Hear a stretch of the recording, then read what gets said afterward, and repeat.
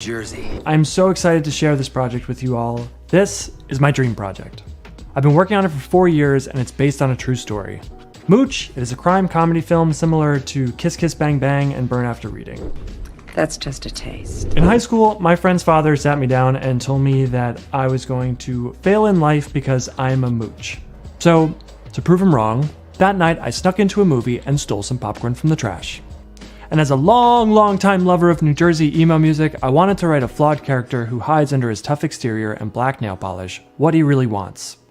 Acceptance. That's fucking interesting, man. That's fucking interesting. Shane, a struggling 30-year-old caddy, stumbles into a new gig, a private eye for a New Jersey nightclub owner, Don Simisomo. Shane is almost 30 years old, making him the oldest caddy at Fairmont Country Club by 15 years. One day, after none of the golfers wanted a 30-year-old man as their caddy, Shane heads back to the locker room to change when he spots an open locker. Inside that open locker, a pair of pants. Inside that pair of pants, a wallet. Inside that wallet, $400. Shane pockets the money. The wallet belongs to Don Simisomo, the nightclub owner. The next day, Don hires Shane to steal information instead of wallets as a private dick. Shane sets off into the seedy underbelly crime world of New Jersey. No matter how many incredibly weird characters he meets, or how much trouble he gets into, one thing never changes. Shane is a mooch, and he will always be a mooch. What the fuck is with this guy? Who is he? Knox Harrington, the video artist. Visual comedy is something that I strive for in all of my films. We want to get into scenes late and leave early. And I believe the visual language is the key to our success with this film. Where's the money? He hit me. Where's the money? He didn't give it to me. You're not only investing in a project, you're investing in a team. Mooch is my 4th feature film, and I am extremely humbled and grateful to say that my past 3 films were distributed and made money. But I also attribute so much of that to the hard work of our entire team and all the people who helped make a movie happen. I am one piece of a puzzle of incredible producers, actors, crew members, investors who are helping make this movie happen. We know that every dollar matters, and that is why we strive to put every dollar on screen. Through years of working and hustling and grinding out very difficult years of filmmaking, we have secured some incredible partnerships. Our company is choosing to donate $60,000 worth of equipment, plus $40,000 worth of post-production services, taking off $100,000 of the entire budget. Together, these sponsorships help your dollar go further. I can truly say with confidence that after distributing and creating 3 films, you should join our team. This is a rare opportunity, and I think this is going to be a special project. Thank you so much for taking the time to consider joining our team. We will see you on set.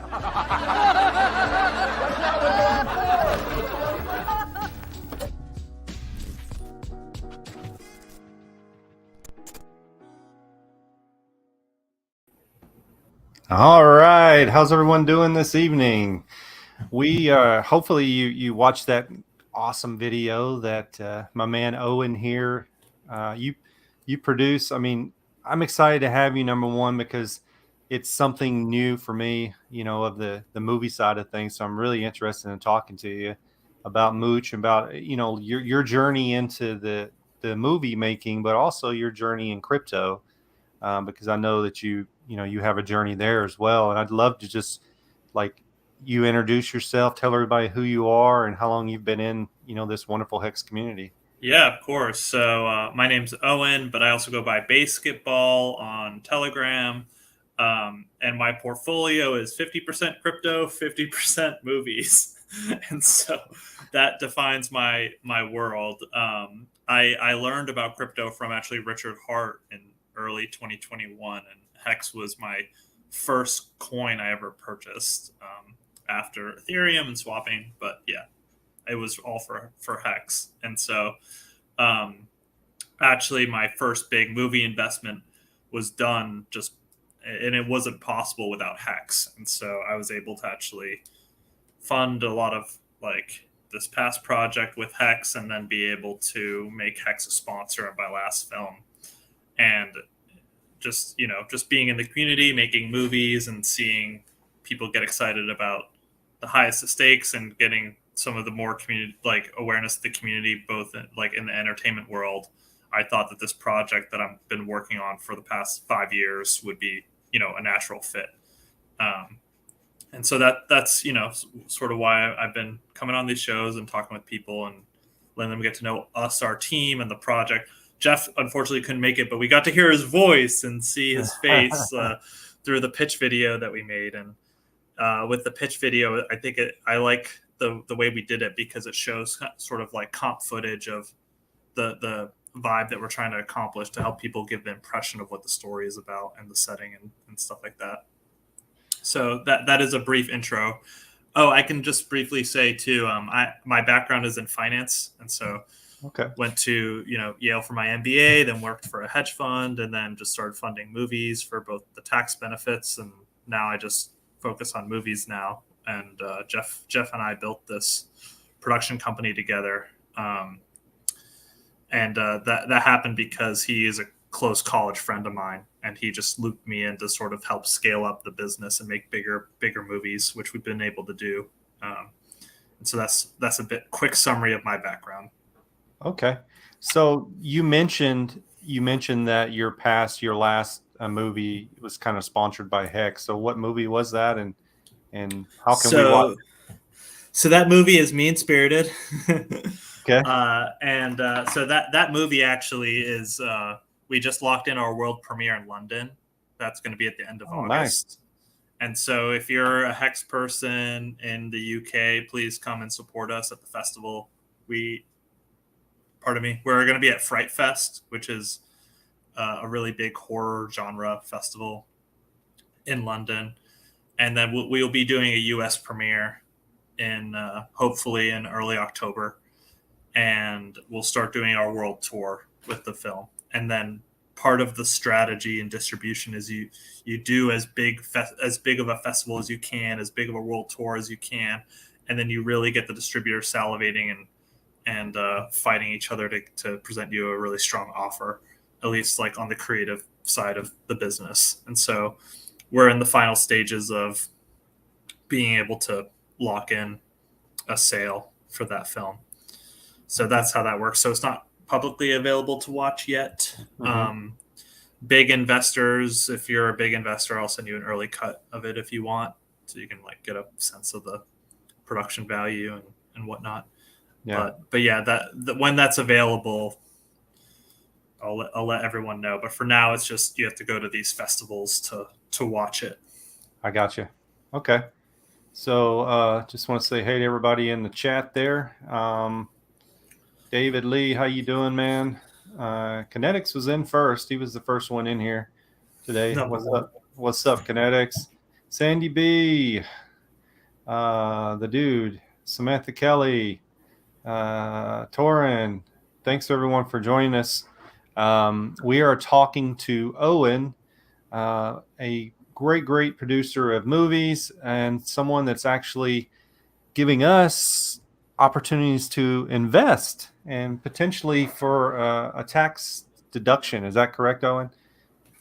Yeah. So a big part of why I got into movie investing was just for the huge tax write-off. So if you, everyone here knows each other, it's cool. David Lee, I see you a lot. You're like, I feel like you're my biggest fan, or maybe you're just the biggest fan of Discord Syndicate. Maybe both. Yes. And, but yeah, actually that was the biggest draw for me as a, investor in my projects was, whatever you invest in the film because of, the Section 181 tax code. I see a lot of familiar faces. I feel bad repeating some of my same talking points. Oh, that's okay. It is really cool to be able to invest in a project, get that entirely written off both your ordinary income and your capital gains income, and then be able to defer that tax liability to the future. And someone asked in the last stream, is it just like a tax loss? Am I just donating? No, it's an investment. So you invest in something and then you get to immediately write it off. I know it's crazy, but that's sort of just how the tax law works because all the corrupt Hollywood people just wrote it that way. I don't know. Don't hate the player, hate the game kind of thing. So yeah, you invest, you write it off, and then you sell the movie, and then your cost basis starts at zero, right, for the next year. And so whatever comes in, your cost basis is zero. So say you invest $50,000, and then next year you start at zero. So even if you get that $50,000 back, that's taxable income, right? So that's how that works. Okay. Just to make it clear for people who aren't like tax freaks like I am. And then, but what's unique about like our production company is we make so many movies that you can just keep doing that, right? So if I get say I invest $50,000 in a movie, and then next year I get like $100,000 in gains, and then I got the write off right the year that I invested, and then the following year I have this full 100,000 that's taxable, right? But if I have another movie, I can just roll that 100,000 into the next movie, and then never pay tax ever. So it's a pretty wild tax loss liability deferment vehicle. And if you design it right, you basically just never need to pay tax as long as the movies continue to make profit.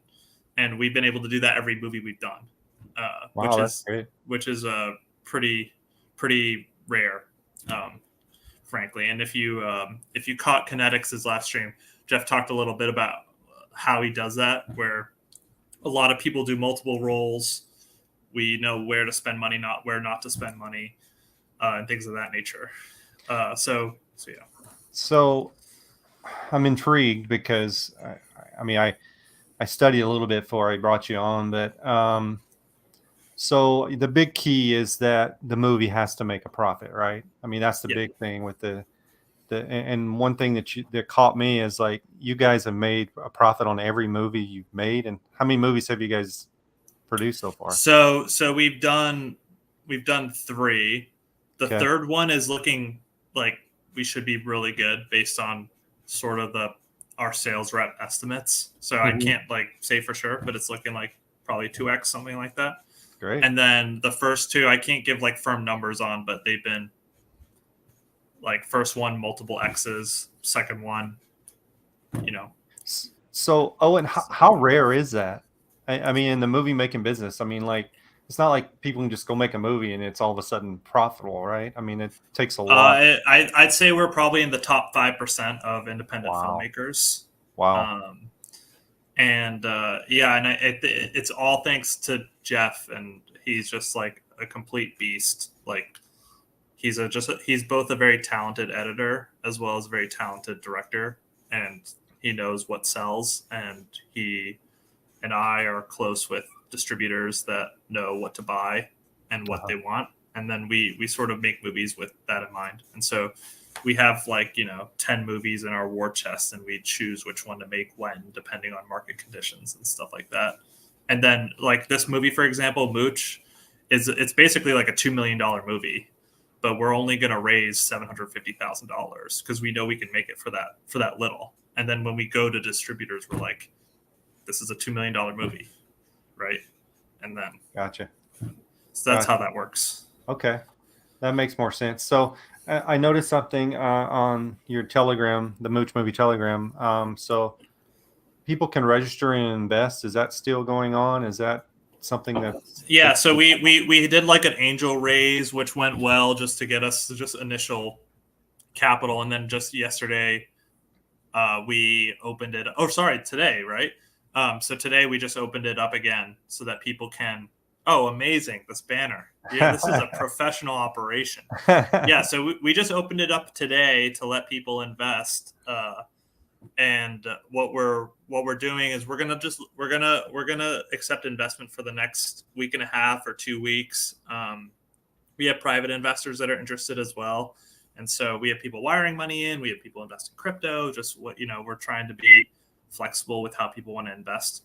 And so yeah, that link below allows people to register their investment and then send crypto if they want to, stablecoin particularly. But some cool perks is if you invest at least $5,000, we'll give you a cool tax loss benefit. And then we have producer credits, which allow you to have an IMDb profile and start building out your career in the film business if you want to get involved, or if you want to continue to invest in projects or learn about other projects or meet celebrities and stuff, or have people pitch you projects and generally be more involved. The producer credits are pretty cool. So yeah, the minimum is $50,000 to start triggering those benefits, and then it goes as high as the highest credit is $250,000, which would be a co-executive producer credit, who would basically be kind of a big partner with us in the production company, as well as they would have that credit, which would, basically people would recognize that as they are a big funder, big participant of the project, and then they would get solicited for probably other projects.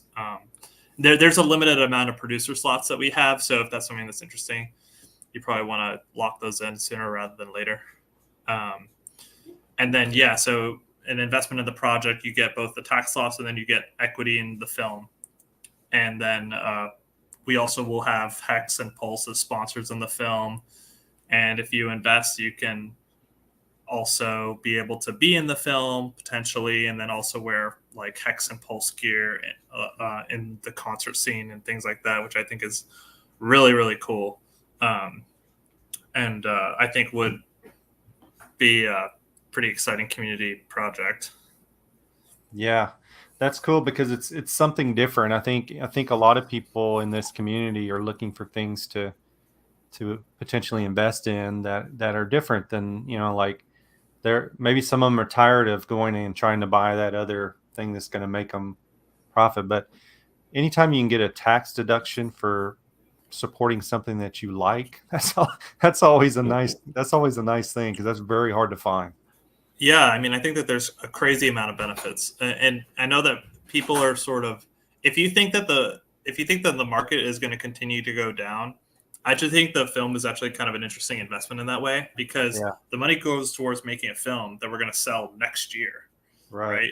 And so I don't know like other good places to get yield like that. Plus, you get the tax loss right away. Plus, we only film in states that have state tax credits, and usually some of those are like 25% of your budget. You just get as just cash from the state, and then we just give that right to investors. Okay. Good question, Alan Thick. Would Mooch investors have access to future profits every time you sell the film to new distributors or streaming services? Yeah, so kind of like Hex being, a 15-year asset. Movies are actually an even longer asset. That a movie is a lifetime asset, and so a lot of our initial deals won't be longer than 7 years, and then you sell it again, you sell it again, you sell it again, you sell it again, and then you sell it to a different country. Every country has its own regional deal, and so you can keep getting yield forever. Especially if the film just gets past that first, budget hurdle, then there's just continual yield. So it's just a really cool asset. The other thing is that as we make more movies, our older movies become more valuable. So if we just keep working together, make bigger, better movies, then people watch all your old movies, and then you can just kind of create value that way, because then you could resell the movie for an even higher price next time. So it's very moonshotty, and it's a very scalable asset too. So you can like sell it for many X's like crypto too, which is why I love excitement, and so that's why it's like part of my portfolio. It's very moonshotty. That's a great question. Thank you for posting that. Thank you, Kinetics, for telling me that was there. So you know me, I'm into this talking thing, man. I wasn't even paying attention. So this whole interview conversation. Yeah. It's hard to sometimes do both. But so talk to me, Owen, about like if somebody was wanting. I mean, obviously they can invest in, but how does someone get to be like in the world of being a producer? How does that start? I mean, how do they get there?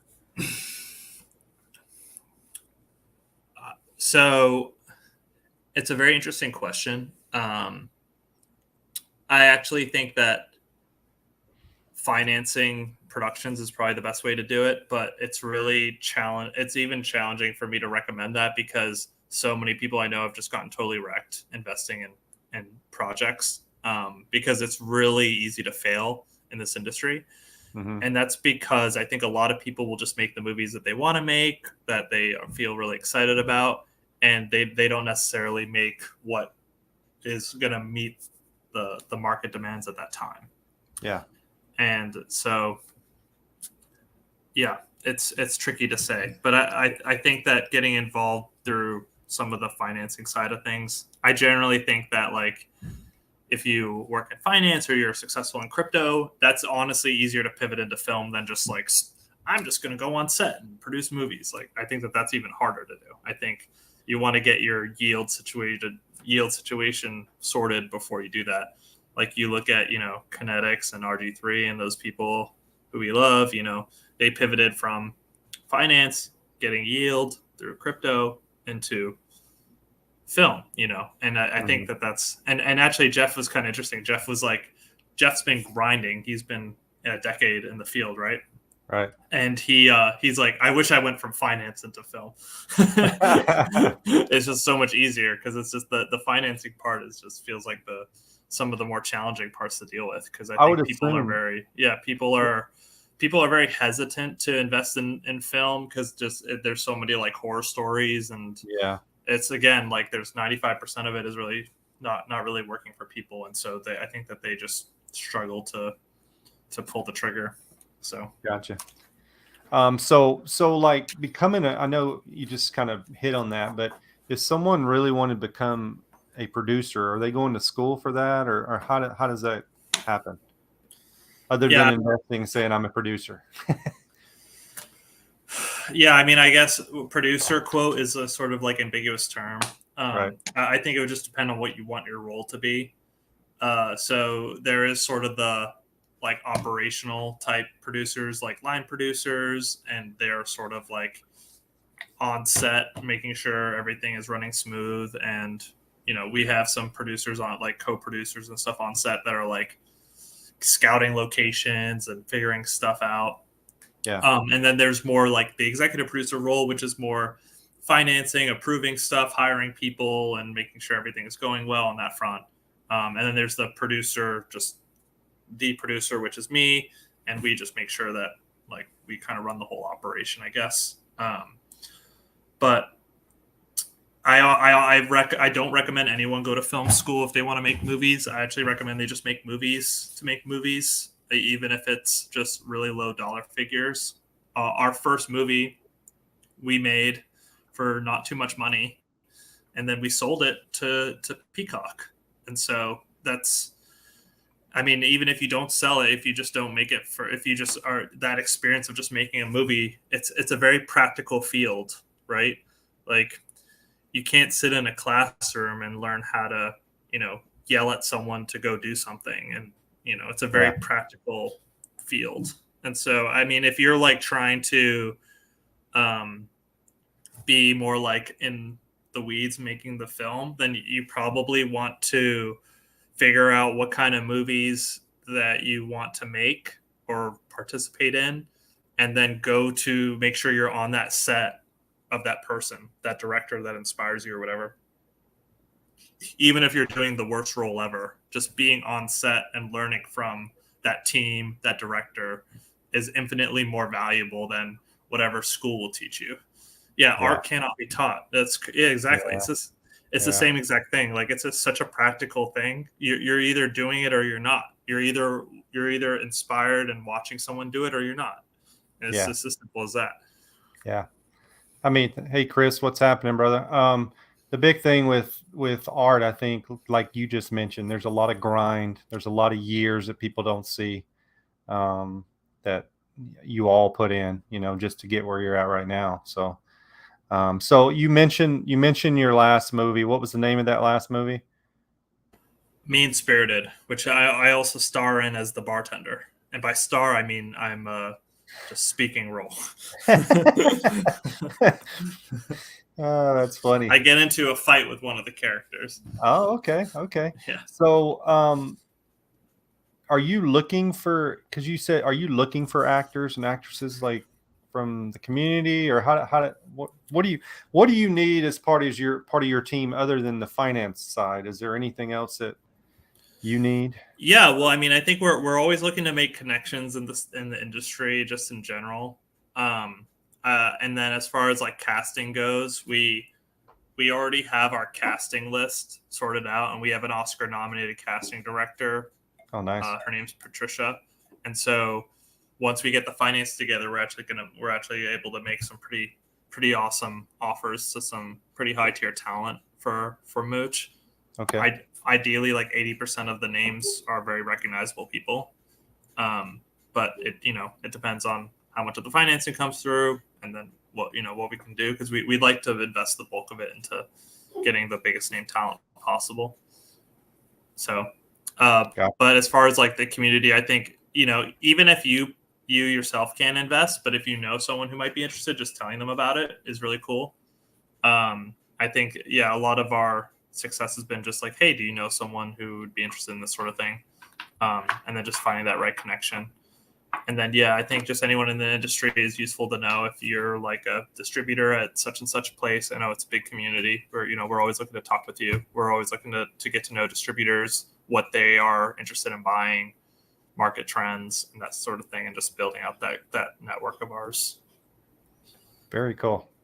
Very cool. So, we did cast Lacey, which you're probably aware from one of Richard's streams, because I was very inspired by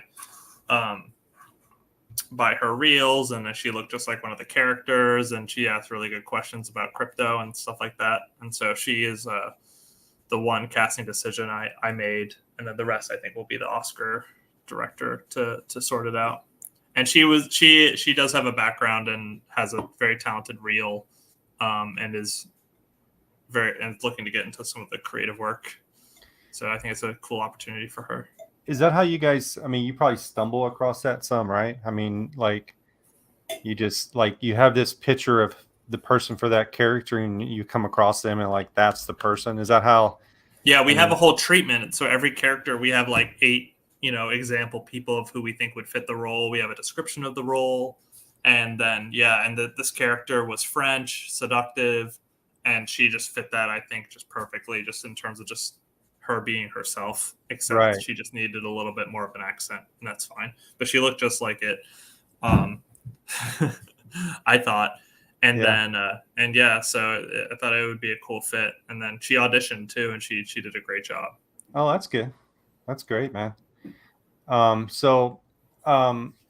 Future plans. I know you. How long, like from beginning to end on like Mooch, for instance, how long does it take to like produce a movie and then get it to the masses? Is every one of them different, or is there a timeline that you guys try to follow, or how does that work? So I think it's always different in terms of how long a script takes to be like locked. Like, this is the script we want to do. And, Mooch, for example, took like 5 years for Jeff to be writing and editing. This is draft 30, I think. And Mean Spirited was written a little bit quicker. And then we made it sooner because the horror comedy genre, you're able to make for a little bit less money.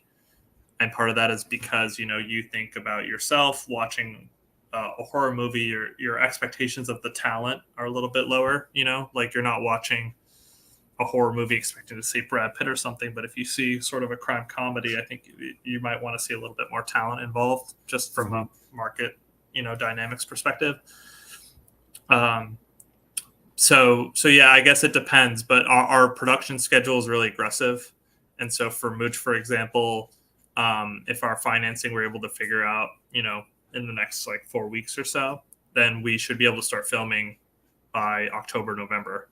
And then we should be able to be finished with post-production by the spring, and then able to just be in festivals. So that's what we did with Mean Spirited. Like we were filming Mean Spirited last fall, and then now we're already about to sell it. And then we can do the same again with Mooch, just once we get all the financing together.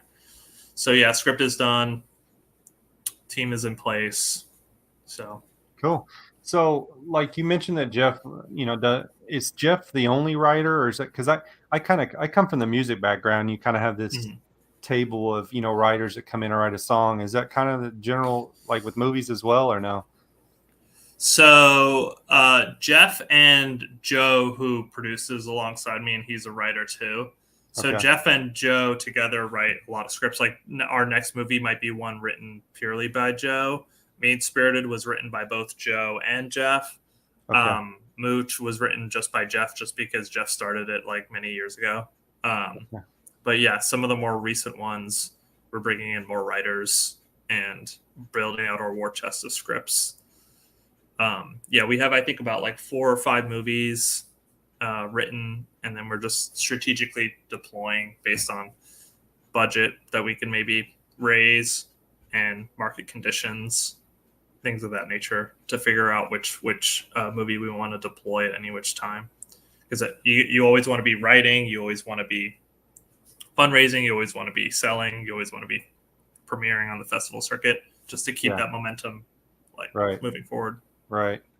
And I'm assuming it takes a crazy team, like an amazing team, to put something like this together. I mean, how big a team? Yeah, it's kind of crazy. It starts off with just me, Jeff, Joe, and then we balloon up to like a team of like 50 for like for like 5 weeks. Yeah. And then we will shop the we'll bring the movie to different companies for different processes. Like we'll have like a post-production sound company, or we'll have a VFX company and things like that. So we like to contract it out, and that way we keep our costs really low again, because we're just keep our team just as lean as it needs to be, and then we just like contract out the most, like 95% of the process. Cool.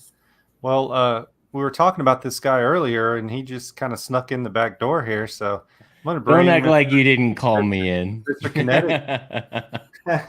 Wait, did you need backup, T? Oh man, I was drowning, man. I'm missing my partner in crime, And, he was doing just fine without me. In fact, I'm probably just muddying the waters now. It's so funny. I was like, "Am I in trouble?" Kinetic seems to no, you're good, me in man. shape. So hey, I did you have to say something really bad on this podcast to be able to get kicked off, to have the privilege of being thrown off. So. Yeah. So I did have a question, Owen. So what budget are you trying to get to with Mooch? Is there a number in mind? So our budget, our ideal budget is $750,000, and that would be like we're able to get kind of a lot of A-list talent, which would be my dream, and I think everyone's goal. Yeah. We could have everyone on set with all their like Hex and Pulse gear, with all these like celebrities. I think that would be my dream scenario. And then there's like we do a scenario analysis, and we do budget analysis of all the different scenarios, right? So we're like, okay, I think at minimum we could make it for like 250. This is what a $500,000 movie looks like. This is what a $750,000 movie looks like. What are the different locations that we have to do? So we're constantly doing that based on how we think people will come through. And so that's sort of what we're working towards. And so, yeah, we'll target 750, but then we have plans for other scenarios, and we've done that before, and that's fine. But, we're going to just try our best to hit what we think would be the ideal scenario, especially I think for this sort of genre. You really want to make sure you have as good celebrities as you can, because then it helps with the marketability of the film, because, if so-and-so is attached, then it automatically gets to, Y level festival, and then X level distributors are like automatically on board, and it makes it smoother and more potential for more reliable X's on the movie, which is my goal. So yeah, that's why that number I would like. Everyone watching right now, when you guys get a chance, if you're not already in there, t.me/Mooch movie, go check that out, guys, because there's actually a casting sheet of potential cast members if they hit the full 750K. And I think it'd be really cool to meet some of those people, guys, especially if you guys are investing enough that you are able to earn a title, as well as a credit title, as well as the opportunity to actually star as an extra in the film. So it'd be really cool to meet some of these individuals, man, that you have on this casting sheet. Absolutely. I just summoned it now in the Telegram. So if you go there now, you can open it up. Yeah. I'm actually going to go ahead and pull it up on screen here. Oh, cool. So I'll F11 that. Nope, that didn't work as well because I forgot that pulls that up in PDF. But what I'll do is I'll just go ahead and just share this right now with you guys. And we can take a look at it here. But this is absolutely amazing. The casting sheet here. So written and directed by Jeff Ryan. So Don, who runs the biggest nightclub chain in New Jersey. He's made a few enemies. His wife is about to blackmail him, and he needs someone to come in and be a private eye for him. And these are some big names. Like, Wow. I gotta say, my absolute favorite right here is Man, Jason yeah. Bateman. Me personally, Yeah. like after Ozark, I hear he's available now that Ozark is over. So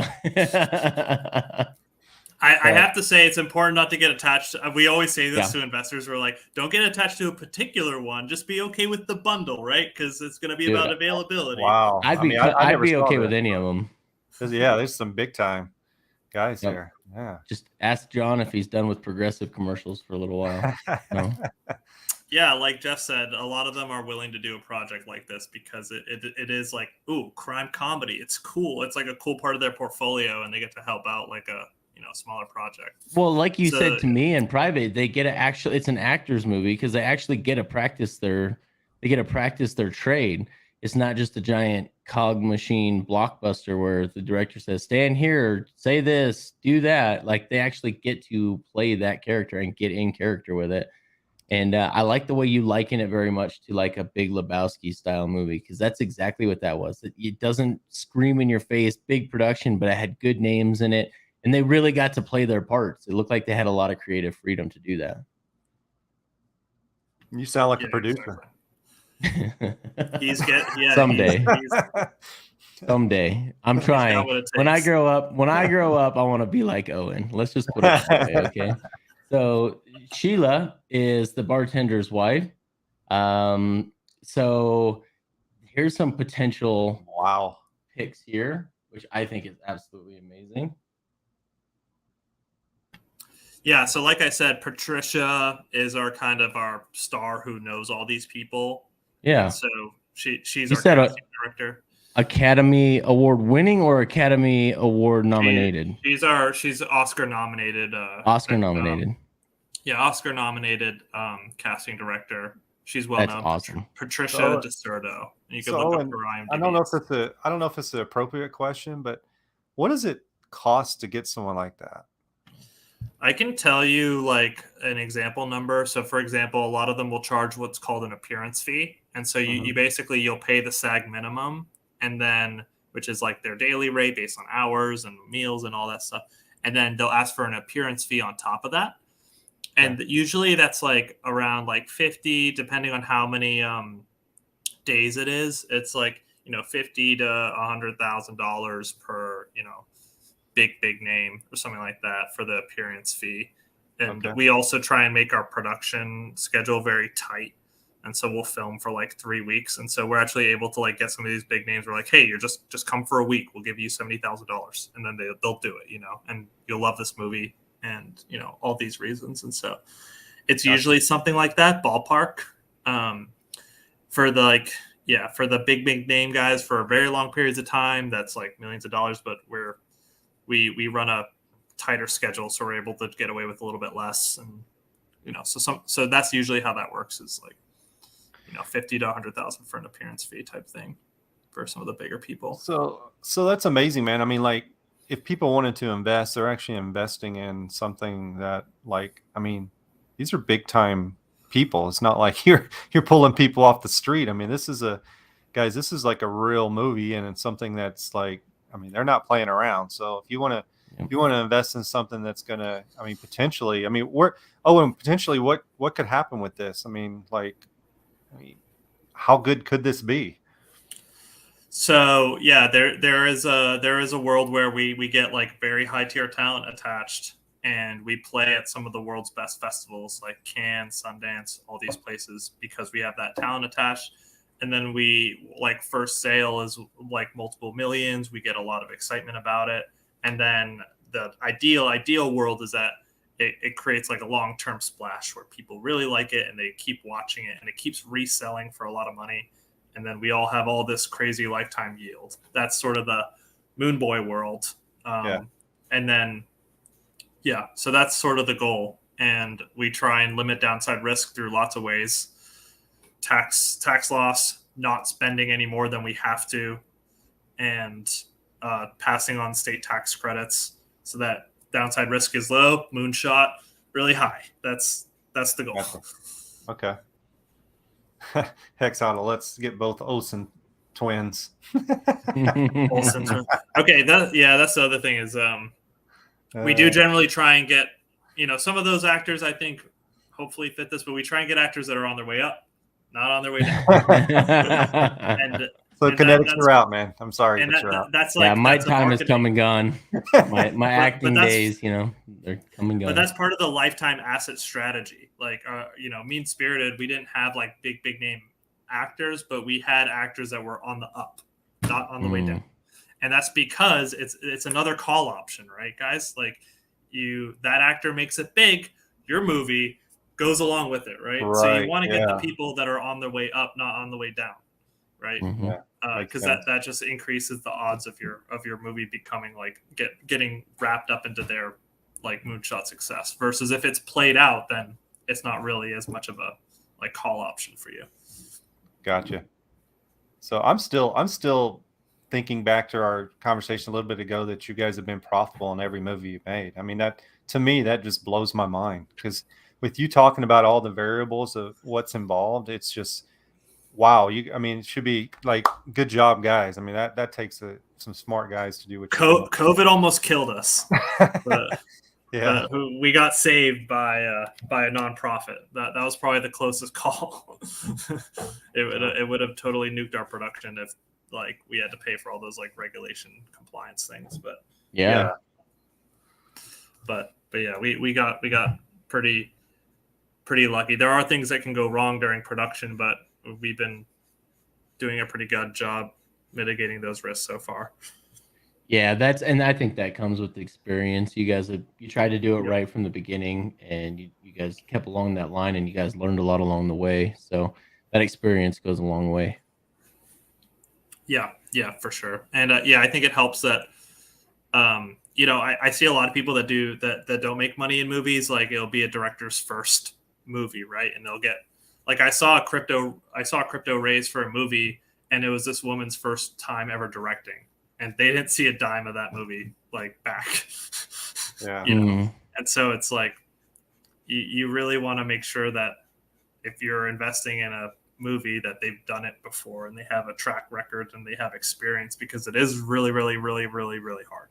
And so you want to make sure the team knows what they're doing. And I think that's, earlier you said that it's somewhat like people are very hesitant because of what you just talked about. I mean, that happens. Yeah. Everyone's making their passion project, right? And exactly. Everyone's making their passion project. They're like even my like ex-girlfriend, she like wanted to make some crazy like space, like wealth inequality movie or something, and it's like, that's just going to destroy value. So it's like everyone's trying to make their passion project, or promote whatever agenda, and then they just all lose money.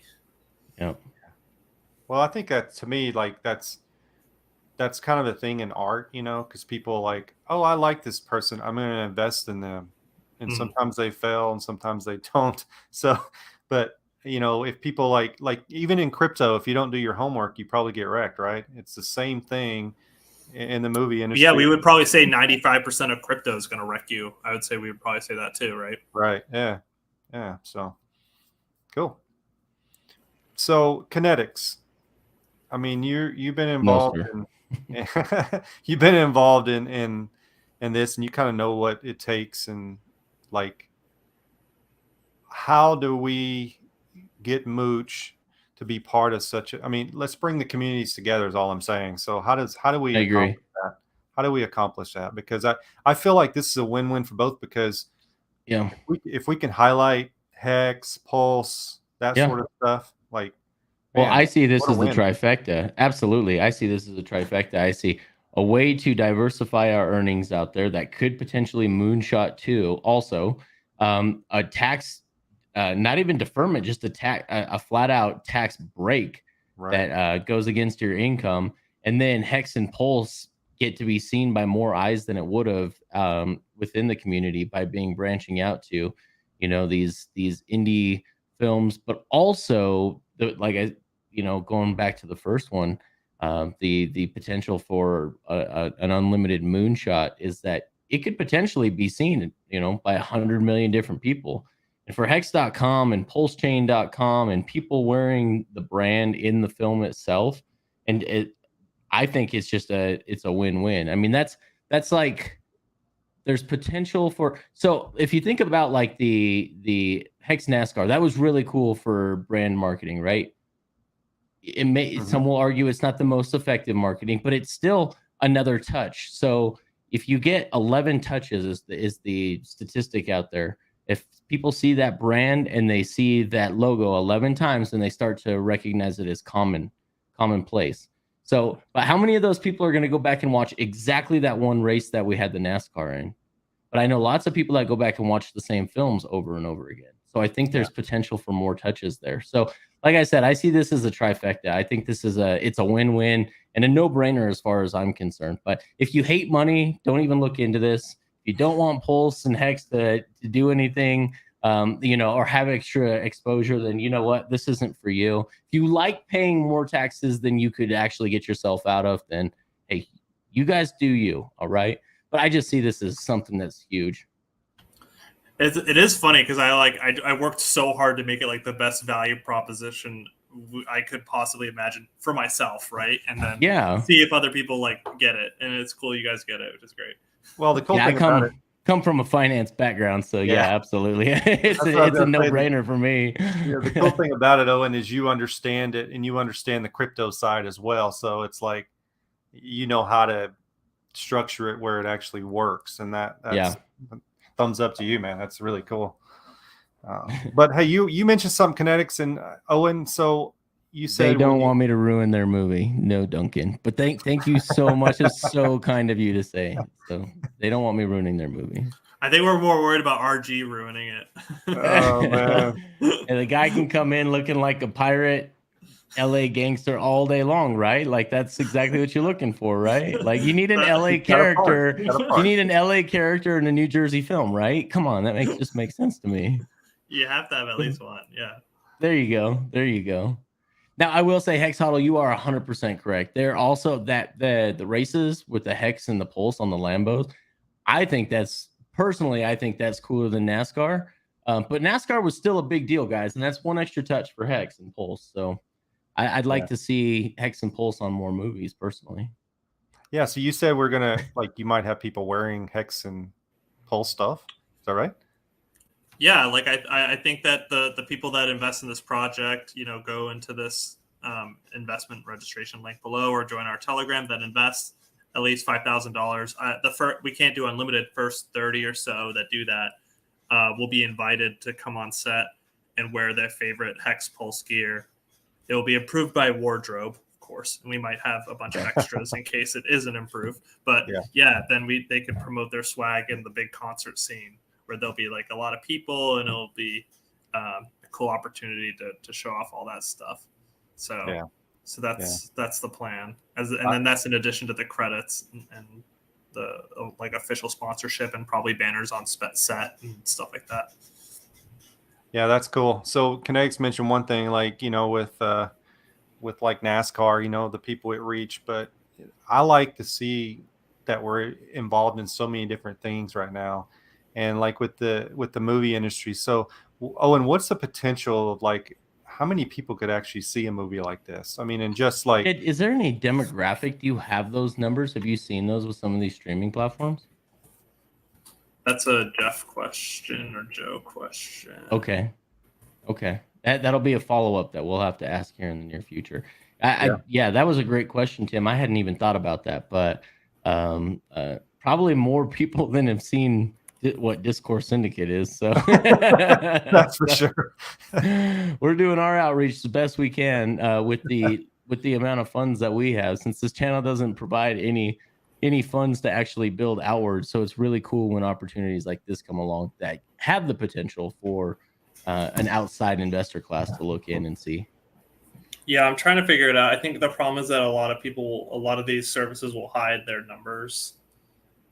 Or count bots, as we found out with Twitter. or count bots. But I think Jeff might have a good handle on some of those like What- eyeball quote estimates. Well, even at the festivals, right? I mean, some of those festivals, what's the numbers at the festivals that you go to? I mean, on average, I'm not looking for an exact number, but there's a lot of eyes there, right? So I think a lot of these festivals and especially some of the good ones have very influential people attending them. Ah, right? gotcha. And so you'll have like Sundance or these other ones, and it's like everyone who Richard is trying to talk to, right? They're all there. Yeah. They're Yeah. all at the parties there.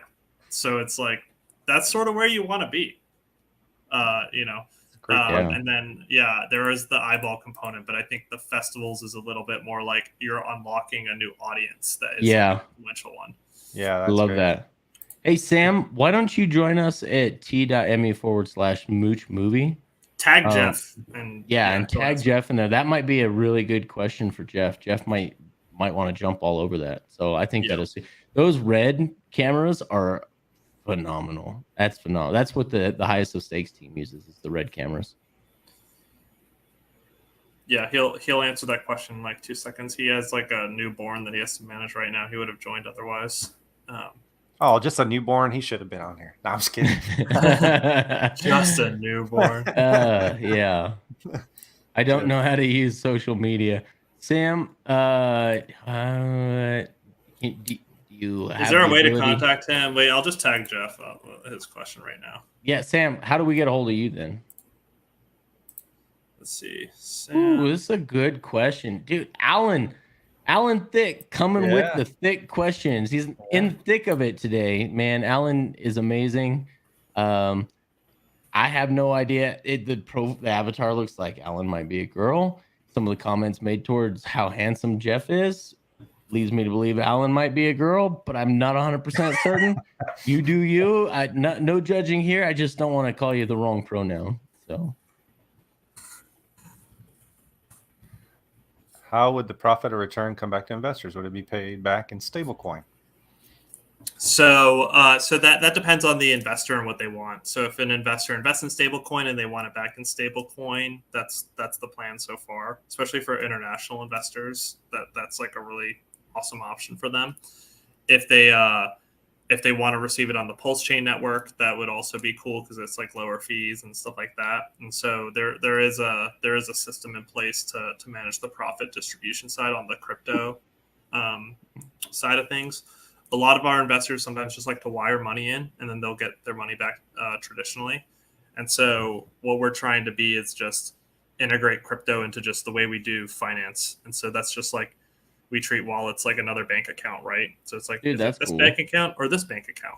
And That's cool. I actually think that people don't really think about crypto correctly in that sense. I actually Yeah. think that crypto is just supposed to help solve a lot of what legacy finance is sort of failing to do, which is like 24/7, trustless, and things like that. Yeah. And so you just treat it like another bank account, right? Like, do you want it on this bank account or do you want it on this bank account? It doesn't really matter to us. I like that. I think that's really cool that you guys are forward thinking in that way. That is really cool. I gotta laugh about this. I'm whatever potential investors want me to be. Thanks, Alan. And then Seriously. Sandy, if Sandy be the dude wasn't enough of a hint, thank you so much for clarifying, Sandy, that you're a dude. That's I don't think you were ever in question, my brother. Hey, Alan Thick sort of asked like a very philosophical question, which is, I think that that's the way all business should be. I'm whatever potential investors want me to be. That's capitalism. Yeah, that is Yeah, capitalism. for sure. I like that. Definitely, man. Definitely. Yeah, I like it. Dude, that's great. Man, those are some great questions you threw out there, T-Rob. I didn't even think about some of them. Yeah, I mean, I use this little brain. Well, it's not little. Look at the size of his head, but yeah, use the brain sometimes. So, Sam, I don't know if you saw that in there, but info@firstnamesfilms.com. Yeah, okay, I'll send you an email. Perfect. Right as I started saying that, popped up. Perfect. Yeah, send us an email, and that'd be a great question. You know, that is super, super cool, man. I'd like to know more about that. So we'll follow up with you on that. So, Owen, what like, this is kind of like the elevator pitch now. Okay, so I'm putting you on the spot, but why would people want to invest in this movie instead of, investing in something else? What Can you sum that up in 5 minutes or less? Other than the cool factor, you can't answer it just because it's the cool factor, even because getting into film is literally the cool factor. So you got to come up with something more Just original. to say you're cool, yeah. Yeah, as opposed to just other investments. Yeah. I mean, I run a if you want hedge my fund. if you want yeah, if you want my honest answer, it's that like we're entering this sort of volatile bear market, and we have been. And actually, like I invested a lot in my last movie when I saw sort of the early indicators of a bear market, and that's because I feel like our projects are sort of insulated from those conditions because our films are on its own life cycle, and so yeah. And I'll answer that question in a minute, Tank Crypto, no problem. And so we're actually able to continually make both harvest tax loss and make consistent profit even in these like not bull market. We're clearly not in a bull market right now, and so it's really hard. It's really hard to have reliable gains. Mm-hmm. And so when we were in the bull market, I was mostly in crypto, and then I've actually pivoted into movies, just because I want a more consistent, like 2x consistent yield, that's reliable. 2x. Yeah, it's funny you throw out 2x like, no big deal, just a 2x, and in crypto, obviously that's not a lot, but I know everyone in crypto is like finance, everyone in crypto is like only a 2x, and I'm like, it's a consistent 2x. You don't get it because you've just lived in a bull market. It's a lifetime 2x, right? And it pays you yield going forward, forever, definitely. So it's one of those assets that keeps paying you and keeps paying you. But that's funny. I know we have some traditional finance guys in here, the guys that were stock investors and business owners and entrepreneurs. And when someone says a 2x, you're like, eyes light up. You mean more than 4, 5, 6, 7% a year? Yeah, absolutely. Sign me up. I know. I like the idea of diversifying. I struggle with that. I'm like, is this audience just too like jaded or spoiled or whatever to like get the value prop? But then the other part of me is that I think a lot of them like not paying taxes. I think that they like that, we could promote, projects that I think we all like. I don't think you'd be surprised. There's a lot of really smart individuals that watch Discourse Syndicate. Yeah, so definitely. A lot of people really get it. Once me and Whale started talking more finance here on this channel, I think it pushed a lot of people that weren't interested in that world. All the Moon Boy Lambo kids that wanted to have the $5,000 sneaks and drive the Lambos, we kind of pushed them away. And it wasn't on purpose. It's just, it was time for us to start talking, hey, as this thing grows and we start to make more money, let's look at other opportunities out there too. And let's start talking about more sophisticated things and maybe educate some people that don't have that education in the finance space. So that is really cool. Don't let me hold you up. I'll let you answer Tank Crypto here. And I actually got an answer for Sam. I'm sending. Oh, nice. I'm just typing in the chat. Sandy, a consistent 2x is the equivalent of getting laid daily from a 3. I think it's getting laid daily from a 7, personally. But hey, in crypto terms, thank you. Some of you guys that just like only invested in Hex during the bull run just have no understanding of how the real world works, unfortunately. Yeah. There's a lot of people in crypto that really don't, and I think it's just a lot of them are just so young and inexperienced is really what it comes down to. In my experience, I could be reading that situation wrong. And Sandy B can't even spell Mooch, but he spelled it perfect down there. So I just responded to Sam. We were most likely going to use the Ari Alexa, but we'd actually love to use those cameras. We could use 2 of them, as we were planning on using 2 camera bodies to multicam a few segments. And actually, we would provide insurance for them too. Cool. Right on. That's awesome. Give us a good rate, because we want to make a quality movie with Hex and Pulse. So give us a good rate. So yeah, we would have insurance for that too, Sam. So that it's a low risk for you. It's not like there's no risk to you, because we'll have them insured if we do use them. And we'd appreciate that too. Is 1K the minimum on that royalty sharing, or is it 5K? So 1K is the minimum on the royalty sharing. I'm probably gonna like kick myself for making it that low, but it is what it is. I'm very generous. You're gonna be doing a lot of accounting. So. I know. But go ahead and tell them why the 5K level is so important. Yeah, the 5K level, we actually need to prepare like tax, and you do want, assuming you do want to participate in the tax program, we need to issue, like my movie accountant needs to prepare a K1 like packet for you that we send to you that you're able to write off your taxes of. So that actually costs money for us to do that, and so that's why I need to make that minimum cost viable. But just being part of the project, 1,000 is enough for us to make sure you can participate, but 5,000 for us to make my movie accountant do work for you. That's you go. How that is. And it also is a threshold in which you get to be an extra if you're one of the first 30 you said. Yeah. First 30 or so, and then be available to do it. Yeah. So we could just keep moving it up. So maybe like first 50 or something like that. A few New Haven bitches in here. It's so funny, man. Dude, that city is wild. When I lived there, amazing food, super sketchy at times. But the food made it worth it. I mean, I thought it was cool to go to business school there because it was like actually pretty affordable to live within walking distance of campus. And so I had like a very affordable apartment. I was able to walk to a nice campus. And so I do recommend it versus like if I went to like MIT or something, it'd be crazy expensive or like, something like that. Yep. Dartmouth is also pretty affordable, but you'd be in the middle of nowhere. So you're literally in the mountains of New Hampshire. And they just get drunk by themselves for entertainment. Okay. So we're running an hour here, Owen. I don't want to keep you late, and we probably got Hex News behind us.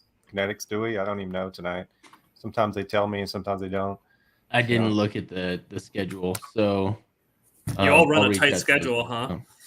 Sometimes, some days they kick me off quick because they're like, guy off. Yo, bro, like they just shut me down. It'll go black in a minute. Yep, there you go. But you guys how come on the day I don't have Jeff, you ask all the Jeff questions? Because we're setting it up for a follow-up. That's fine. Yeah, we're gonna every other day you're on here now. So we're gonna make sure you wrote all those questions down, come back with a list of things you'd like to address to the community. I appreciate it, man. I just appreciate I really appreciate your time and the opportunity to get you on here and talk about this. Yeah, this is great, and I really appreciate you guys and how into the project you all are. It means a lot to us. We put like years of work into it, and it's cool that you all sort of recognize that in a way. Yeah. I mean, I look at it as another great way to build PulseChain. I mean, like this movie could reach hundreds of thousands of people. I mean, how else can you do that? I mean, not on this little show and not with probably other stuff that's been happening in the community. So I'll just briefly say on the marketing side, like there is like lots of touch points. Like there'd be a big PR, like our PR person, we would write an article like this crypto community funded this film. That would be like an article, and then a lot of people we didn't talk about that enough. I don't want to keep you too much longer, but we didn't talk about that enough on the stream this morning. That right in itself would be a press release that gets not only the movie, but gets the community more public relations, so to speak. Gets them more PR. Because a press release saying a whole community funded this would go a long, long way, especially once you started putting into the festivals. Am I correct? Yeah. Like we've had like just 10 articles written about Mean Spirited, and that's not even as big of a film as we want for this project. And so there'll be an article, so and so gets attached for this project, which was funded by this community, and like it could always be like constant articles.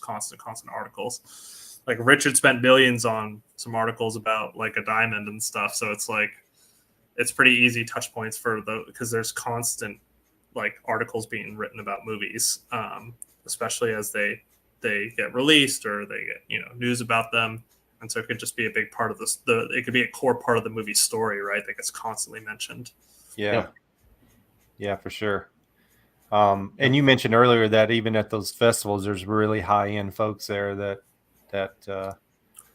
yeah, like the festival, really... I don't care about eyeballs. I love that the head of distribution at Shudder is at Fright Fest. I love that, know, the director of Shaun of the Dead is going to watch my movie because he's always Shaun of the attends Dead, Fright Fest. so funny. Yeah, so like it's all the people I care about attend these things. Yeah. So, yep. And thanks for the shout out, Sandy B, for putting the link in there. Personally, as far as all the Hex streamers in the ecosystem, I know there's a few sites out there, but this has become my personal favorite, the PulseTube. So it's thepulsetube.com, thepulsetube.com. And in fact, it even shows that we're live right now. So this is my favorite one, guys. Yeah. Cool. Yeah, I know the guy who made it. He goes by like D or something. He's a cool guy.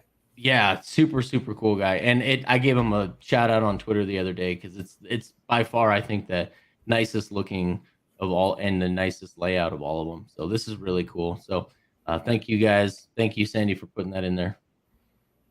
Yeah, love it. Well, yeah, thank you guys so much for Bartholomew. It's true. It is gangster. Yeah. So if we can do a press release for the first community funded indie film, it'd be pretty freaking huge. That would be really cool. Yep. Love it. I think it's only possible with this community, by the way. So I don't think other ones don't have what it takes. I truly believe that.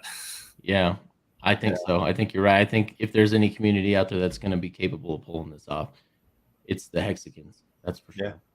Yeah. Love it. Well, yeah, thank you guys so much for my time, or for your time, and you can thank me for my time if you want. Hey, thank you for your time, sir. We really appreciate it. Thank you for making my day. Yes, I'm good now. Yeah, you spent all day with Kinetics today. Yeah, so I know. That's true. Yeah, we do have. I'm sorry for that, by the way. A lot of aligned interests. Oh, absolutely, man. It's funny. We talk in the green rooms about some of the woke culture out there. Being in the film industry, you're exposed to it on a regular basis. Yeah, we go off on sometimes. So and I told him don't say it on stream. I don't want you to piss off the Screen Actors. We got some movies to make. I need to make it first before. There you go. That's right. That's before you punch everyone in the eye. That's right. Yeah, exactly. But yeah, guys, please check out our Telegram. And then you can email us if you have any questions. We have like a cool pitch deck that we made. You can type in !pitch deck. You can watch. You obviously already watched the pitch video at the beginning of the stream. And then even if you feel like, oh, I can't really invest, but if you know people interested, please put us in touch. I think we're just trying to look for some of these key high value partners at first, but then obviously every dollar helps a lot. So my mom won't invest in Hex itself unless I'm willing to handle her wallet for her. And I as a son for their mother, yes, I just don't want to get in the business of handling people's wallets, but she would invest in something like this. So I'm going to show her the stream and and do it. She doesn't have to set up a wallet if she doesn't have to. Plus she loves T-Rob, so she'd invest just because T-Rob's on here. So. Oh yeah, right. Yeah, because you all go way back. I've heard. So yeah, we've known each other for a long time. Yeah. Love it. Well, I'm gonna let you go, Owen. Go do your thing, man. I'd love to have you back anytime. And next time we're gonna ask you even harder questions. So we're gonna. I'm gonna have to have a whole team behind me. Just bring the whole team. There you go, man. Bring the whole team. Questions. Go research. How many eyeballs? Yeah, that's right. Well, thanks, guys. I appreciate both of you guys' time. I'm gonna get going myself. So, well, we're gonna shut it down. Thanks, everybody. Thank you. Have a great evening, and we'll see you next week. All right, catch you guys later.